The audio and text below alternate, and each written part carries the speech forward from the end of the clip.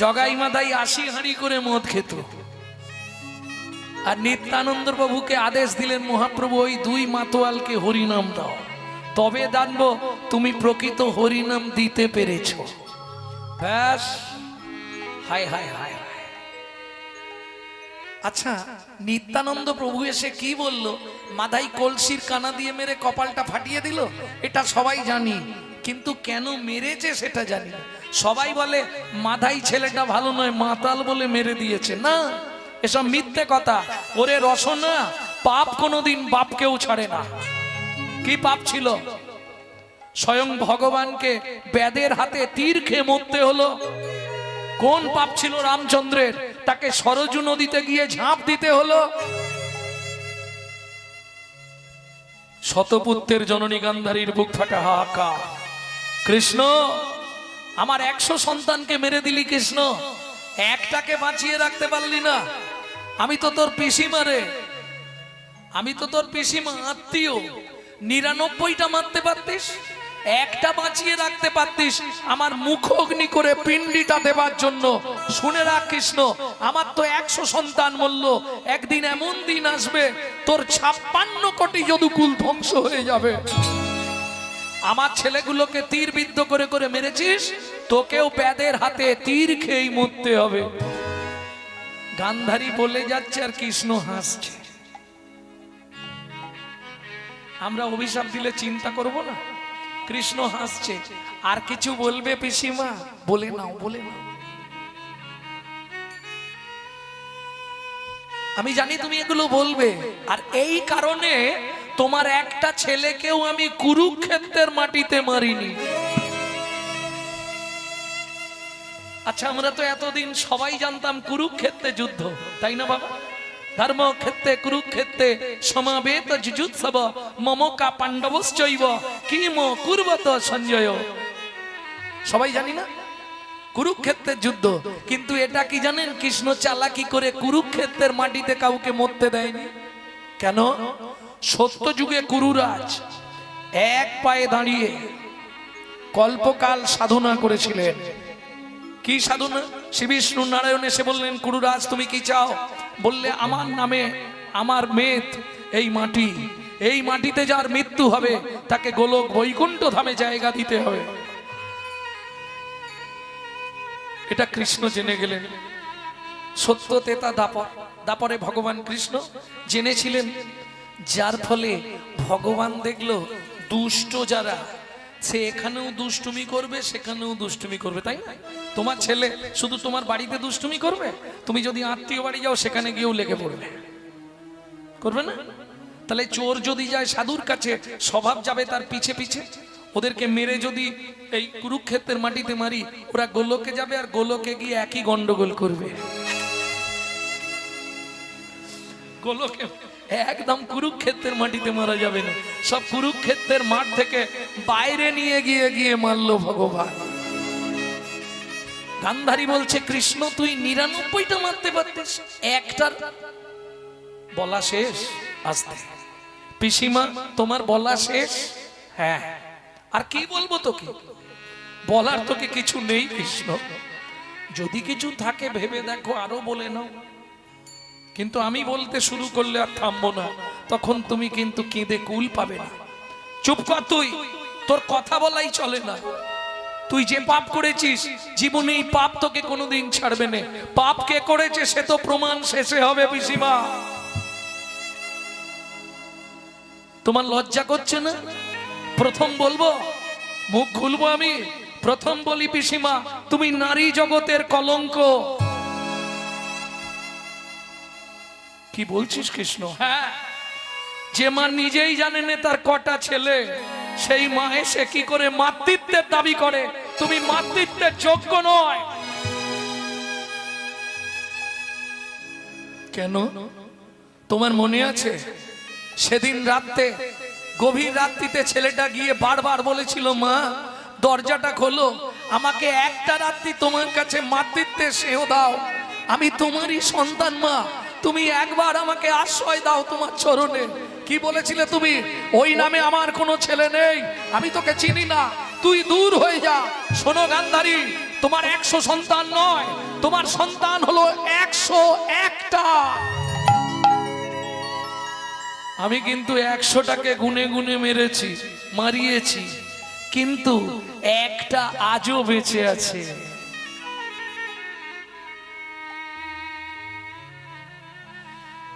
হাত দুটো জোড়ো করে কাঁদছে শতপুত্রের জননী গান্ধারী। কৃষ্ণ, কৃষ্ণ বল না, আমার সেই একটা ছেলে কোথায়, কে সে? আমি তো নিজেই জানি নিছি। তোমার লজ্জা করছে না বলতে? তুমি নিজেই জানো না? তোমার লজ্জা লাগছে না মা হয়ে নিজের ছেলেকে তুমি চিনতে পারলে না? প্রকৃত সন্তান হতে গেলে সেই বল না কৃষ্ণ, কে সে, সে কোথায় আছে? অত সহজে আমি তোমায় বলে দেবো? বলতাম যদি তুমি এতগুলো গালাগালি আমায় না দিতে, এতগুলো অভিশাপ আমায় না দিতে, আমি বলে দিতাম ফিরিয়ে নাও। তোমার বাড়িতে যদি কোনো আত্মীয় আসে, তুমি তাকে যদি মিষ্টি খেতে দাও, সে যদি না খায়, ওগুলো তো তুলে আলমারিতে ভরে দাও। আমাকে যেগুলো দিলে আমি একটাও খাবো না, তুমি ফিরিয়ে নাও। স্তম্ভিত গান্ধারী কথা বলতে পারছে না, ছটছর করে চোখ থেকে জল পড়ছে, হাত দুটো জোড়ো করে কৃষ্ণের হাতটা ধরে বলছে, কৃষ্ণ আমায় ক্ষমা কর, তুই শুধু একটা বার বলে দে। কি? একটা বার আমাকে বলে দে কৃষ্ণ, কি? আমার সেই সন্তান কোথায়? জানো, তুমি জানো যে প্রত্যেক দিন সকালবেলা স্নান করে তুলসী পাতায় চোখের জল দিয়ে আমার চরণে নিবেদন করে তবে জলবিন্দু গ্রহণ করে? সে ছেলেটা কে মা জানে? জানেন না। আর ভগবান তাকে এত ভালোবাসে বলে হিন্দু সনাতন ধর্মের মূল ধর্মগ্রন্থ গীতামৃতের প্রথমে লাইনেই তার নাম আছে।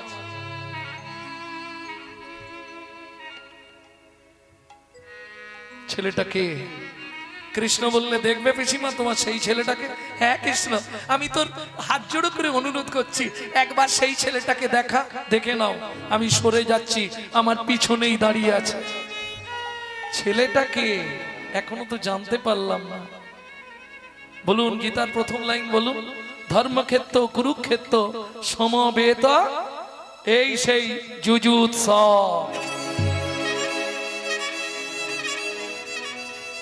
ছুটে গিয়ে গান্ধারী বদনটা ধরেছে, বাবা আমি তোকে জেনেও জানতে পারিনি, সেদিন রাতে তুই গেছলি আমার কাছে, আমি বুঝতে পারিনি যে তুই আমার সন্তান, তুই আমায় ক্ষমা কর বাবা। সীমা বলতে নেই, যা করবার সব কৃষ্ণ করবে, আমি কিচ্ছু জানিনি। আমার দিন শুরু হয় কৃষ্ণ দিয়ে, আর দিন শেষ হয় কৃষ্ণ দিয়ে। কৃষ্ণ বিনা না বাঁচি পরাণে। ভক্তমন্ডলী ভক্তিমতী মায়েরা না জেনে তাহলে গান্ধারী এতগুলো অভিশাপ দিল ভগবানকে, কিন্তু তিনি তো ভগবান। ধরুন আমি যদি হাইকোর্টের বিচারপতি হই, আমার ছেলে যদি অন্যায় করে, আমি তো চাইবো তাকে খারিজ করে দিতে। ভগবান বললেন না, জগৎ জানুক পাপ কোনোদিন তার বাপকেও ছাড়ে না। পাপের বাবাকে জানেন? ভগবান শ্রীকৃষ্ণ। ভগবান শ্রীকৃষ্ণের পিছন দিক থেকে একটা পুরুষ জন্মায় যার নাম পাপ। এইবার চলুন তাহলে নিত্যানন্দ প্রভু কি পাপ করেছিল তার কপালটা ফাটলো, সেটাই শোনার দরকার নাকি? ভক্তমন্ডলী ভক্তিমতী মায়েরা, একটি মেয়ে বনভ্রমণ করতে করতে একটি ছেলেকে দেখে বলছে, শুনছো কি, এতদিন তোমার দাদার পিছনে পড়েছিলাম, শুনলাম তোমার দাদার নাকি বিয়ে হয়ে গেছে, এখন আমার খুব ইচ্ছা, আমি তোমাকে বিয়ে করতে চাই। সর্বনাশ, জঙ্গলে কেউ নেই, তুমি আমাকে বিয়ে করবে? আমি জীবনে তো বিয়ে করিনি, কি করে করতে হয় তাও জানিনি। বলে, ধেট বোকা ছেলে, আমি সিঁদুর কৌটো চুরি করে এনেছি, চোখ বন্ধ করে দাঁড়াই, তুমি আমার কপালে একটু সিঁথিতে একটু লাগিয়ে দাও, তারপরেই তুমি আমার স্বামী, আমি তোমার স্ত্রী। লোকটা বলে উঠলো, তাহলে দেরি করে লাভ নেই, শুভস্য শীঘ্রম, চোখ বোঝাও, তোমার ইচ্ছা যখন আমি পূর্ণ করে দিই। ওমা, এ তো সিঁদুর কৌটো খুলে চোখ বন্ধ করে দাঁড়িয়ে গেল, আর ভদ্রলোক পিঠে হাত দিল, নিজের পিঠে। কেন? তখনকার দিনের অস্ত্র ছিল তীর আর ধনুক। যারা তীর ধনুক ব্যবহার করত তাদের পিঠে একটা করে তুন থাকতো, ওই তুন থেকে একটা তীর টেনে নিয়ে ভদ্র মহিলার নাকটা ধরেছে। এই নাকে হাত দিচ্ছ কেন? বলে ব্যালেন্স পাচ্ছি নি, সিঁদুরটা পরাবো তো। নাকটা খেঁচ করে কেটে মাটিতে ফেলে দিল, ছচ্ছর করে রক্ত। দাদা বাঁচাও, দাদা বাঁচাও। রাবণ বেরিয়ে এলো, শূর্পণখা কে তোর নাক কেটে দিয়েছে? দাদা লক্ষণ আমার নাক কেটে দিয়েছে। তুই কাঁদিস না বোন, তোর মাথা ছুঁয়ে প্রতিজ্ঞা করছি, আজকে তোর নাক কেটে রক্ত ঝরিয়েছে, কোনো না কোনো জন্মে ওর আমি কপাল ফাটিয়ে রক্ত ঝরাবোই ঝরাবো। ওরে রসনা, পাপ কোনোদিন বাপকেও ছাড়ে না। আর বলবো, আর একটা বলবো পয়েন্ট, একদিনের রাগ নয়। একদিনের রাগ হলে সামান্য কলে জল আনতে গেলে মারামারি লেগে যায়। অনেক দিন ধরে তুমি বেলাইনে জল নাও, আজ আর তোমায় ছাড়ছিনি বলেই শুরু করে দিল। আগে তো এরকমই হতো, পাড়ায় 3টে থেকে লাইন, কে আগে লাইন দেবে। এখন তো ঘর ঘর জল দিয়ে দিয়েছে, কোনো চিন্তা নেই। 2 নম্বর, রুক্মিণী মনে প্রাণে কৃষ্ণকে ভালোবাসে। রুক্মিণীর দাদা রুগ্মী শিশুপালের সঙ্গে রুক্মিণীর বিয়ে দিয়ে দিচ্ছে। কি করবে রুক্মিণী? চোখের জল দিয়ে শুকনো বট পাতায় চিঠি লিখে পাঠালেন, বধূ তোমায় চিঠি লিখে, চিঠি লিখে আমার নয়নের জলে তুমি যে থাকো সুখে থাকো, থাকো কুশলে ও বধূ থাকো কুশলে। আমার দেহ মন প্রাণ জীবন যৌবন, আমার দেহ মন প্রাণ জীবন যৌবন। দেহ মন প্রাণ গো, আমার দেহ মন প্রাণ জীবন যৌবন, আমি দিলাম চরণ কমলে, যেথা থাকো সেথা থাকো, থাকো কুশলে। ও বধূ থাকো কুশলে। ব্যাস চিঠি পড়ে ভগবান রথে করে চললেন রুক্মিণীকে উদ্ধার করতে। গিয়ে দেখলেন শিশুপাল বর্ষে যে দাঁড়িয়ে আছে বিয়ে করবে, একদম রথের ওপর থেকে। ভগবান তো 64টা বিদ্যার অধিকারী, জানেন? 60টা শিখেছিলেন শান্তিপুনি মুনির কাছে, আর বাকি 4টে নিজের তৈরি করা বিদ্যা। একবারে রথের ওপর থেকে মারল পিঠের চালে রাতি, মুখ থুবড়ে পড়ে গেল শিশুপাল, তুলে এনে একবারে। চলুন এদিকে বলাই দাদা এসে গেছে। আরে শ্রীদাম কানাই কোথায়? বললে রুক্মিণীকে উদ্ধার করতে গেছে। ব্যাস, বলাই দাদা তো একবারে রেগে তাল পাতা। কেন? সব মেনে নিতে পারবে, কৃষ্ণ যদি কোথাও মারামারি করতে যায় বলাই দাদার মাথা খারাপ হয়ে যাবে। যদি ভাইকে কেউ মেরে দেয়, বলাই দাদার অস্ত্র কি? নাঙল। নাঙলের ফালায় শাম দিয়ে নিয়ে যাচ্ছে। আর বলাই দাদাকে দেখতে খুব সুন্দর, জানেন? যেমনি ফর্সা তেমনি লম্বা তেমনি চওড়া। কৃষ্ণের থেকে দারুণ দেখতে বলাই দাদাকে, সাদা দুধের মতো একবারে। কিন্তু ওই একটা কথা বলছি, কিছু মনে করবেন না। শিমুলের ফুল দেখিতে লাল, মনে করি তাতে আছে কি মাল, পাপড়ি ছাড়াই যখন দেখি মধু নাই শুধু তুলো রে। বুঝলেন না?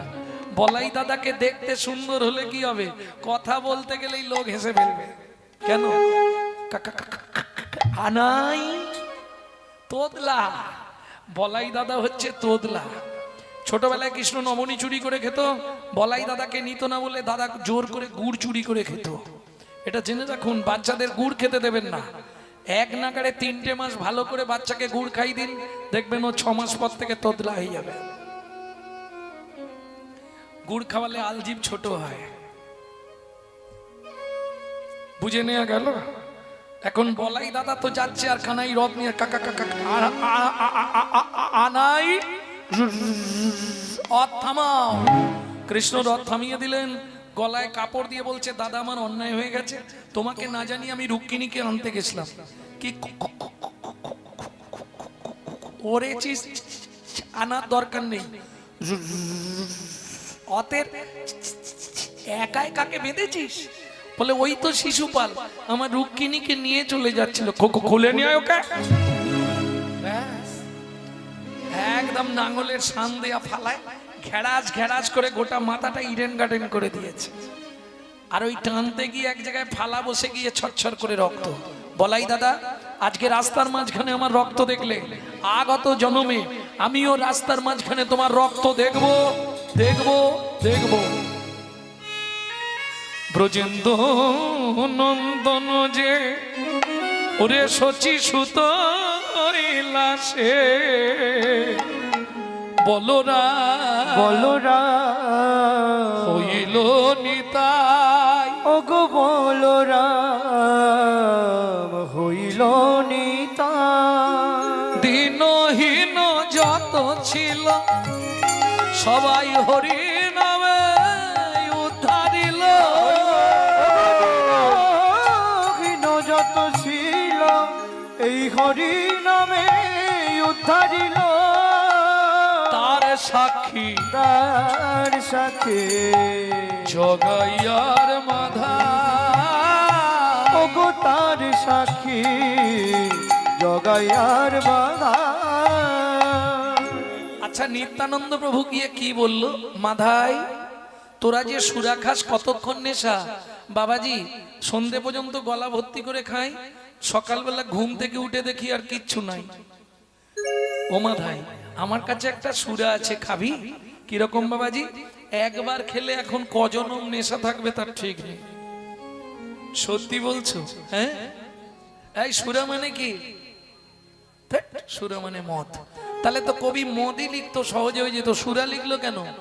সু মানে ভালো, রা মানে কথা। ছেলেটার রা ফোটেনে, বলি না, এই দেখো বাচ্চাটার রা ফোটেনে। তাহলে সু মানে ভালো, রা মানে কথা। পৃথিবীতে ভালো কথা কি? কৃষ্ণ কথাই কথা, হরি কথাই কথা, বাকি যত কথা আছে সব ব্যথা আর বৃথা। তাহলে সুরা মানে কৃষ্ণ কথা, বুঝে নেওয়া গেল? ও মাধাই, আমার কাছে এমন এক সুরা আছে, খেলে তুই পাগল হয়ে যাবি। দাও বাবাজি দাও। আরে এইভাবে দেওয়া যায় না। কিভাবে দেবে? মাথায় স্নান করে আয় গঙ্গা জলে, সুরা দিব তোর কর্ণমূলে। মাথায় স্নান করে আয় গঙ্গা জলে। আমারে সুরা ও মাধাই,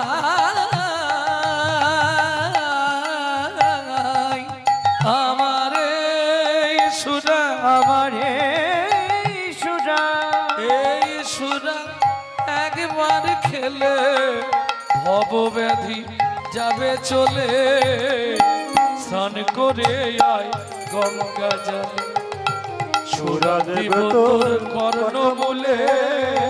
স্নান করে আয় গঙ্গা জলে, সুরা দেব তোর কর্ণমূলে। এই মার বাবাজিকে, মার মার রে মার। ব্যাস, মেরে দিল। ছটছর করে রক্ত পড়ছে। পূর্বের পাপ বলেছিল রক্ত দেখবো, মারলো মাধাই একবার। কেন? শুনে নাও ভালো করে। সত্য যুগে ব্রহ্মাচার ছেলে সনক সনাতন সনত সনত কুমার, সানন্দ সনত কুমার, চারজন যখন এলেন নারায়ণের সঙ্গে দেখা করতে, তার এক সপ্তাহ আগে ভিগুমুনি নারায়ণের বুকে লাথি মেরে গেছে। এই জন্যে ওই জয় আর বিজয় স্বর্গের দুজন দাঁড়ি কাউকে ঢুকতে দেবে না। তুমি আবার লাথি মারতে এসছো নাকি প্রভুকে? কোনো ঢোকা যাবে না। এই আমরা ব্রহ্মার ছেলে, আমাদের ছেড়ে দে, আমরা প্রভুর সঙ্গে দেখা করব। বলে বোম্বা হোক আর রম্বা হোক, কাউকে ছাড়ছি নি। আর কি করবে? এত বড় স্পর্ধা, আমাদের চারজনকে তুই বাধা দিচ্ছিস, আমরা অভিশাপ দিচ্ছি, মর্তের মাটিতে তুই গিয়ে জন্ম নিবি তো ভাই, যা। ব্রহ্মার চার ছেলের অভিশাপে জয় বিজয় সত্য যুগেই দ্বিতীয়বার জন্মগ্রহণ করলেন মানব রূপে হিরণ্যাক্ষ হিরণ্যকশিপু। তেতা যুগে তারাই দুইজন, রাবণ কুম্ভকর্ণ। দাপরে তারাই দুইজন, শিশুপাল দন্তবক্ষ। কলিতে তারাই দুই ভাই। তোমরা বলে নাও, জগাইয়ার মাধাই।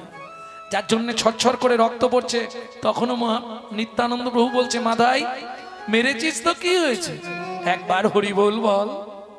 মাধাই রে মাধাই রে ও তোর ভাবনা কি আর আছে আছে হরি বলে বলে বলে বাহু তুলে তুলে আইনেছে নেছে মাধাই রে এই দেখ দেখ মেরেছিস কলসির কানা কানা তাই বলে কি প্রেম দেব না দেব না না হয় নেশার ঝুঁকে মাধাই রে ছেলে কি মারিলে মাধাই মাধাই বাপেতে পাবলা লা সম্মুখে দাঁড়িয়ে আছে ও যে গৌর দয়ামা ও যে গৌর কৃপাময়